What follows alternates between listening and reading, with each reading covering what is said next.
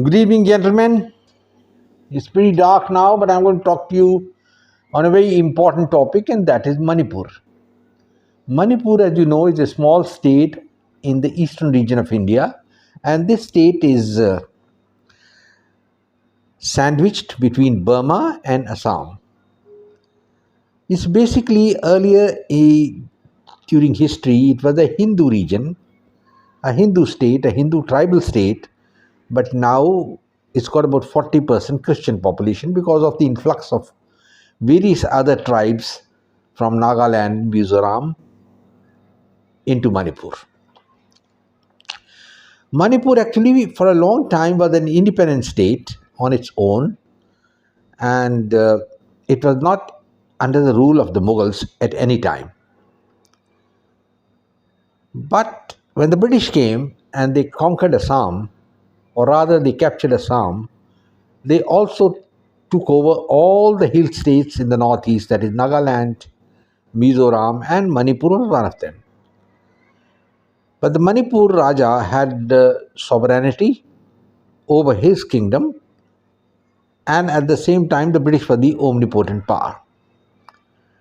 But when the British were there are a lot of Christian missionaries which started coming there, and they were ethnic tribals who were from the Nagas and the Mizos, and these converted to Christianity.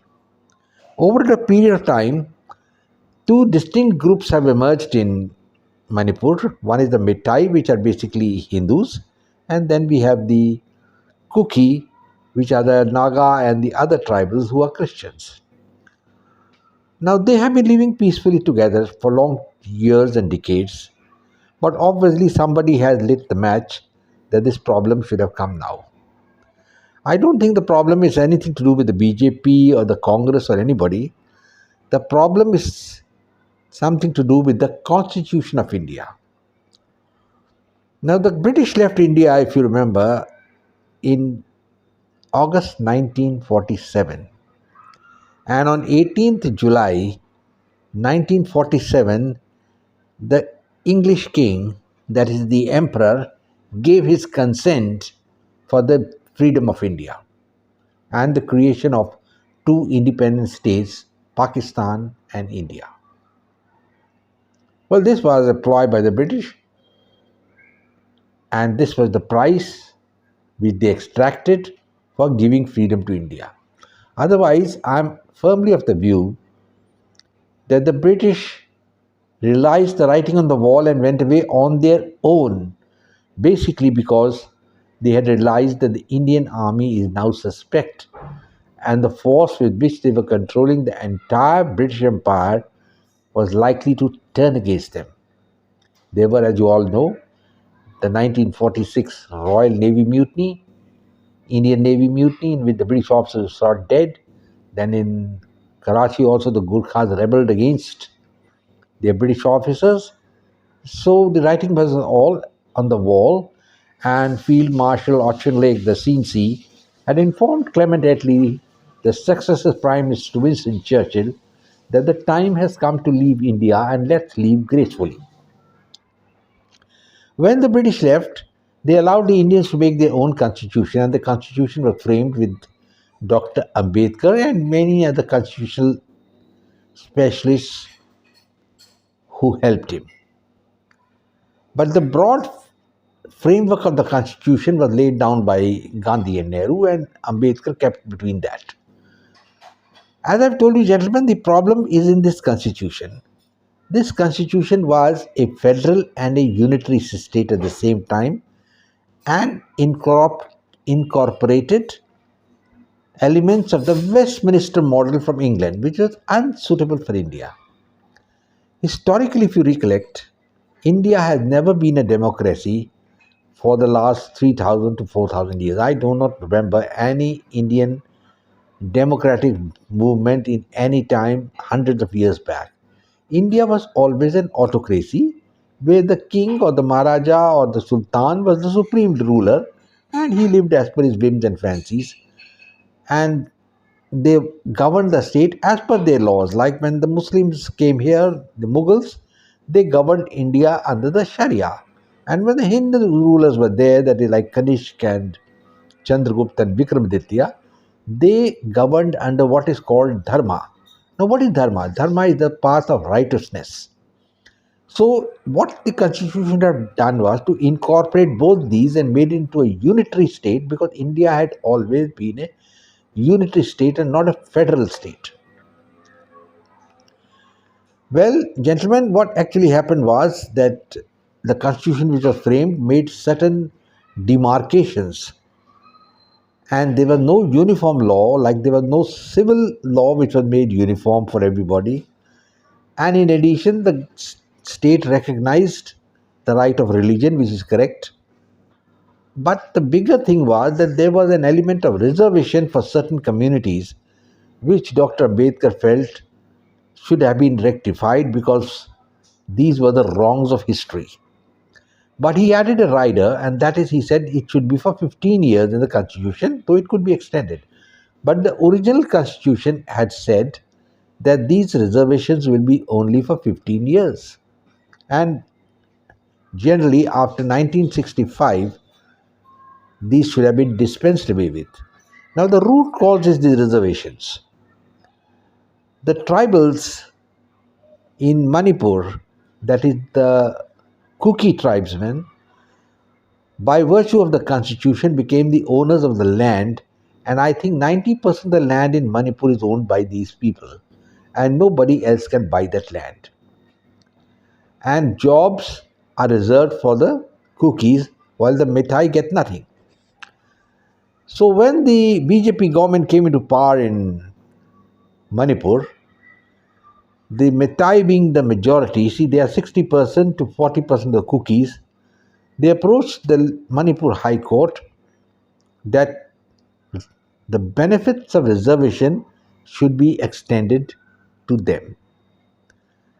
And in its wisdom, the Manipur High Court gave a decision that the same be implemented within 14 days. I mean, I couldn't understand what was the hurry behind it, but anyway, this was the decision. And this is what sparked the riots. Now, the Kukis, all the time which had the reservation, felt that if the Metai are also given reservation, our quota will be cut. Very rightly, because the constitution specifies reservations but not the percentage, and the Supreme Court in a judgment has said that the maximum reservation that can be allowed is 49%. In that case, the Metai felt they were getting all the 49% seats in and jobs in Manipur. They would now have to share it with the Metai also, and they didn't like it. The Kukis didn't like it, and there was a lot of misinformation going on, and there were already elements of extremists in the Kukis, and so a bloodbath started. The Metai, being in a majority, also reacted, and we have videos of so many Metai women, the Kuki women being stripped, made to walk naked round in front of a jeering crowd, and some of them were raped also. And in one of the videos, I'm told that there are about 800 people watching, two Kuki girls being stripped naked and raped and made to parade around. And the chief minister of Manipur said this is an abhorrent act, and all that he has done is to arrest 6 people. That's all. So when you don't take action, like in the case of the Sikhs, 10,000 Sikhs died and only about 10 people were prosecuted. The same thing began to happen in Manipur because the government is a BJP government and it is run by the Metai. So, gentlemen, these were the seeds of the revolt which took place in Manipur. And do not be under the impression that this is going to be confined only to Manipur, because the constitution is so framed that such a revolt can spread anywhere else in the country also. As you all know, there was a big agitation in Haryana at one time, and the Jats went on a rampage and they said we should get reservation. So the whole problem is of reservation, and the reservations have outlived their utility, but it requires a very courageous man to do away with the reservation. Even the Supreme Court I mean, I have nothing to say anything derogatory about it or anything to praise it, but the fact is, when somebody had filed a writ against reservation, the Supreme Court rejected the writ, fined the complainant 25,000 rupees. Now, that's not the way to action. At the same time, it goes and hears Article 370 and its legality, which is a necessity, a historical necessity. So, gentlemen, what I'm coming to is that we have not yet really understood what exactly is the way forward. The Constitution, unfortunately, as I've already pointed out to you, is the bugbear and it needs to be amended. We do not need a parliamentary form of government, number one. Number two, we do not need any reservations. We want to have meritocracy. And I have been traveling all over the world, and I have not seen any country in the world where there is no meritocracy or it is greatly reduced, like in India. In India, 50% or somewhere in some states, even 60% of the jobs are reserved. Reserved for whom? For the so called weaker sections of the caste divisions. And this is applicable only to Hindus.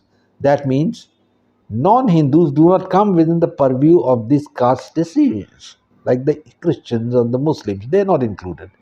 So you are cutting away almost 25% of your population away for reservations, keeping the balance 75% for reservations only, and out of them there's going to be knives drawn between each other, because reservation is a boon in a poor country like India, which doesn't have any social benefits, no social medical, there's nothing here in India.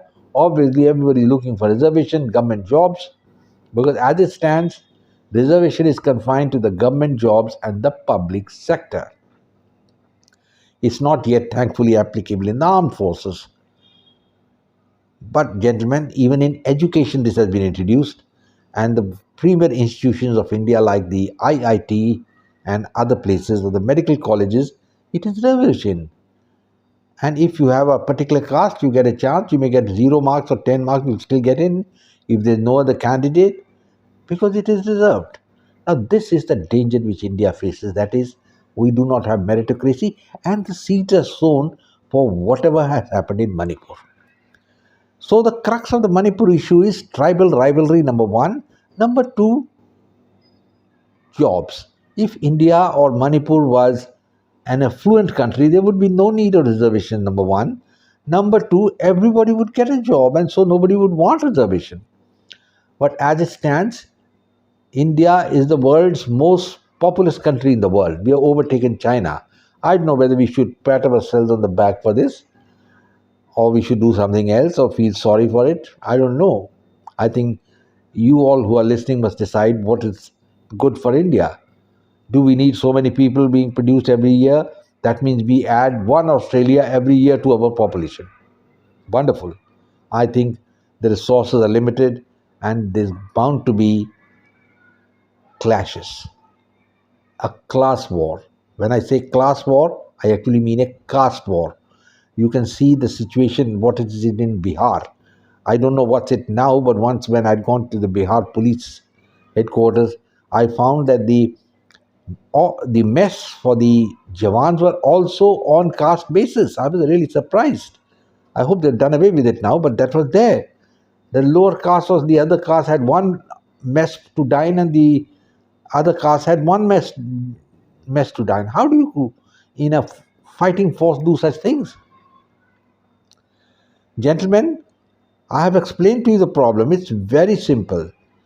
And you have to do away with reservations and all other similar acts. Make a uniform law for everybody and India will move forward. Otherwise, today it is Manipur, tomorrow it will be Assam, and it will be Maharashtra, it will be any place. And then the genie will be out of the bottle. And once the genie comes out, he doesn't go back. Remember that. Okay, gentlemen, I think I made my point. You've understood it. India needs a lot to do. There's nothing to keep patting yourself on the back that we are Visham Guru and all that. I mean, it's good talk. And as a passing venture, I'll tell you, India may have an economy of about 3.2 trillion, but that has no meaning. No meaning if this sort of thing is going to continue, and where more than 100 people or even 50 or even 10 people die in such a riot, which is based on ethnic division. Gentlemen, I close now, and my name is MG Singh. I look forward to your subscription. Please subscribe, share it with your friends, and do come back again and again to say what I have to say. There are a lot of videos in the market. You can reach so many, but I'm giving you a different view. Nobody's going to talk the what I've said about Manipur. It is something, it's like an embryo which will grow and engulf the entire country. That will be very sad. Thank you, gentlemen. Goodbye and God bless.